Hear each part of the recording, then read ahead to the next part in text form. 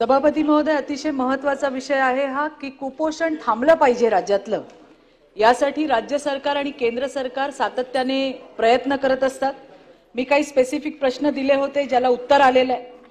यामध्ये सगळ्यात महत्त्वाचा विषय हाच आहे की आदिवासी ज्या आमच्या गरोदर माता भगिनी आहेत आणि स्तनदा माता आहेत त्यांना डॉक्टर APJ अब्दुल कलाम अमृत आहार योजनेच्या अंतर्गत चौरस आहार दिला जातो, जो त्यांच्यासाठी पूरक आहे। बाळ सक्षम जन्माला यायला हवं यासाठीचा हा आहार आहे। त्याचा रेट 45 रुपये। ज्या बचत गटांच्या माध्यमातून आपण हे करून घेतोय त्यांची मागणी आहे सततची की याचा दर वाढवून दिला पाहिजे। मला उत्तर आलेलं आहे 2023 ला याच्यामध्ये वाढ केली आहे, 2025 चालू आहे।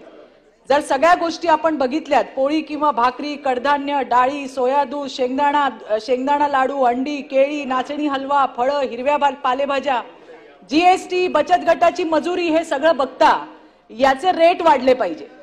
तिसरा माझा स्पेसिफिक प्रश्न जो मी दिला होता की आदिवासी भगिनींसाठी ही जी योजना आहे ही चांगलीच योजना आहे, पण त्याच बरोबरीने राज्यात ज्या इतर गरोदर महिला आहेत, ज्या स्तनदा माता आहेत, त्यांना फक्त 8 रुपयामध्ये पोषण आहार देण्यात येतो।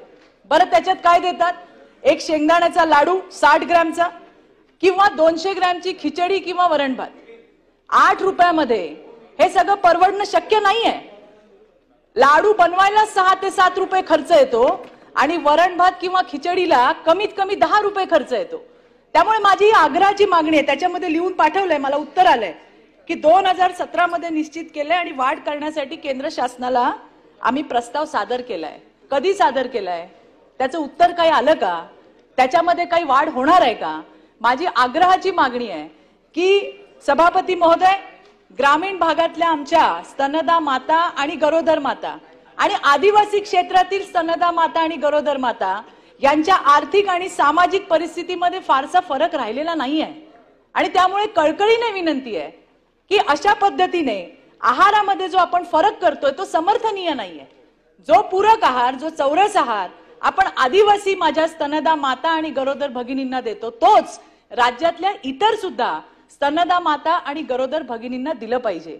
आताची परिस्थिती मी सांगते, प्रश्नच सांगतेय, 8 रुपयात परवडत नाहीये, तर त्याच्यामुळे एकच मिनिट सांगते तुम्हाला मी, 60 ग्रॅमचा लाडू 20 ग्रॅमवर आलाय आणि 200 ग्रॅमची खिचडी ही आता त्या ठिकाणी 50 ग्रॅमवर आली आहे।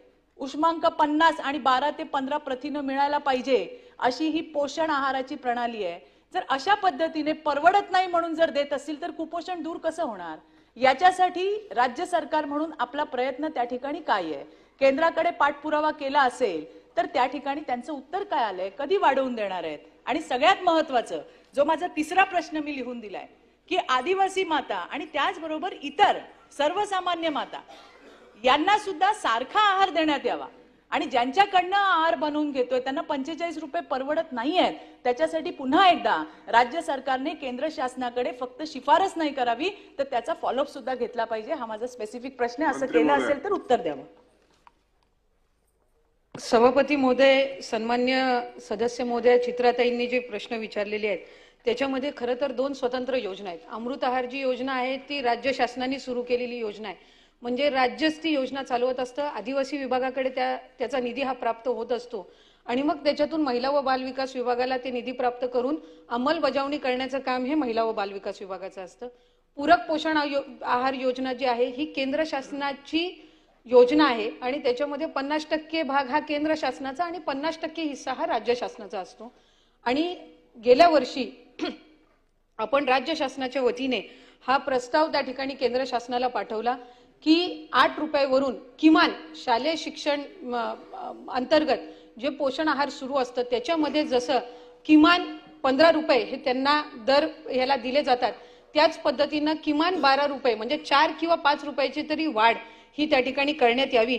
आणि यंदाच्या केंद्राच्या अर्थसंकल्पामध्ये मंत्री महोदयांनी घोषित केलेला आहे की त्या संदर्भामधला सकारात्मक त्यांनी प्रयोजन करून ते वाढ हे त्याच्यामध्ये करणार आहेत। अमृत आहार योजनेमधला जो चित्राताईंनी सन्मान्य सदस्यांनी या ठिकाणी मागणी केलेली आहे की त्याच्यामध्ये सुद्धा वाढ करण्यात यावी. आम्ही महिला व बाल विकास विभाग म्हणून आदिवासी विभागाकडे त्या संदर्भातला प्रस्ताव पाठवू आणि त्याचा पाठपुरावा सुद्धा करू. आणि जशी 2 वर्षाच्या कालावधीमध्ये 35 रुपयावरनं 45 झालेला आहे, त्याच्यामुळे आदिवासी विभागाकडे आम्ही त्याचा संबंधित सकारात्मक प्रस्ताव पाठवून तोही विभाग आम्हाला सहकार्य करेल अशीच या निमित्ताने विभाग म्हणून आम्ही अपेक्षा ठेवत आहोत.